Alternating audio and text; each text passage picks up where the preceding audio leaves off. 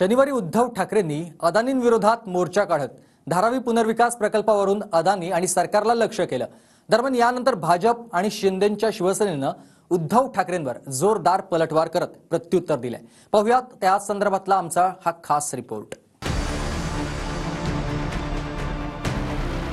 पण आता यांना 50 ठोके कमी पडायला लागले म्हणून धारावी आणि मुंबई गिळायला निघाले ते बोके। मला वाटतं काही तडजोडी तुटल्या असतील। धारावी पुनर्विकास प्रकल्पावरून ठाकरे गटानं अदानींसह राज्य सरकारला टार्गेट केलंय।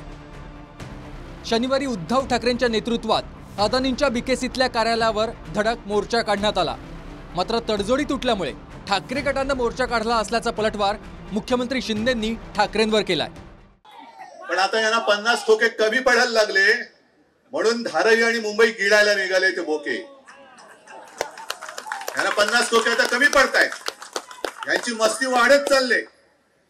एक तर हे असंविधानिक सरकार आहे आणि यांना असं वाटतंय की आपल्याला कोणी जाब विचारू शकत नाही। जो यापूर्वीचा सॅकलिंग नावाचा मी माहिती घेतली काल, सॅकलिंग नावाचा जो कॉन्ट्रॅक्टर होता त्याचं कॉन्ट्रॅक्ट का रद्द केलं? जर तुम्हाला अदानीला विरोध होता तर सॅकलिंगलाचा विरोध करण्याचं कारण काय? त्यामुळे मला वाटतं काही तडजोडी तुटल्या असतील आणि त्यामुळे हे सगळं घडत असेल। पण सरकार पूर्ण धारावीकरांच्या मागे आहे। धारावीकरांचं जे डेव्हलपमेंट आहे त्याच्यामध्ये कुठल्याही इंडिव्हिज्युअल माणसाचा फायदा होणार नाही। धारावीकरातल्या प्रत्येक माणसाचा फायदा आम्ही करू। मुख्यमंत्री एकनाथ शिंदेनंतर मोहित कंबोज यांनी देखील ठाकरेंवर निशाणा साधलाय। कमिशन मिळवण्यासाठी उद्धव ठाकरे अदानींचा विरोध करत असल्याचं टीकास्त्र मोहित कंबोज यांनी डागलं। दरम्यान कंबोज यांच्या आरोपांना सुषमा अंधारे यांनी प्रत्युत्तर दिलंय। अनेकों बार उद्धव जी और उनके परिवार गौतम अडानी के निजी प्लेन और निजी उनसे फायदे उठाते हैं। तो अभी कौन सा टीडीआर के अंदर कट चाहिए, वसूली चाहिए कि मातोश्री 3 बनाना है कि आपका स्टैंड बदल गया?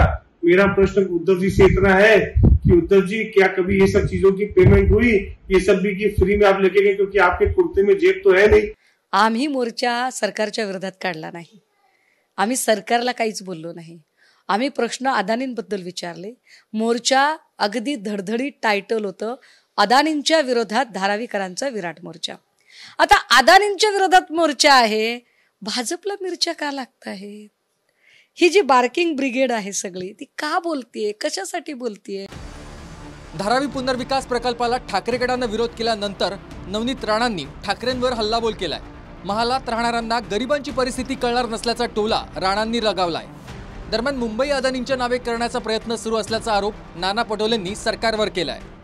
आम्ही मुंबईकर जे मुंबईवरनं मुंबईमध्ये जन्माला आलो, मोठे झालो, जे स्लम एरियामध्ये गेल्या किती वर्षापासून ते लोक राहत आहे आणि त्याचे डेव्हलपमेंटसाठी जर कोणी विरोध करत असेल तर मला वाटते जे मोठे महलामध्ये जन्माला आले आहेत त्यांना त्या स्लम एरियाची भावना कळणार नाही। आता जे मुंबईमध्ये अदानीला सगळ्या प्रॉपर्ट्या देऊन मुंबईच अदानीच्या नावानं करायचा एक प्रयत्न सुरू झाला। त्यांना GST माफ आहे, त्यांना इन्कम टॅक्स माफ आहे, त्यांना TDR वाढवून दिलेलं आहे। राज्यातलं ईडीचं सरकार आल्यानंतर आता एडियाचं सरकार आल्यानंतर अनेक उद्योग गुजरातमध्ये गेले।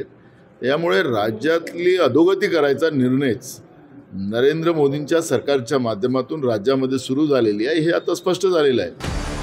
धारावी पुनर्विकास प्रकल्पावरून ठाकरेंनी अदानींना लक्ष्य केलंय, तर दुसरीकडे धारावीकरांच्या फायद्यासाठी आम्ही पुनर्विकास प्रकल्प मार्गी लावणार असल्याचं मुख्यमंत्री शिंदेंनी म्हटलंय। Bureau report, TV9 Marathi.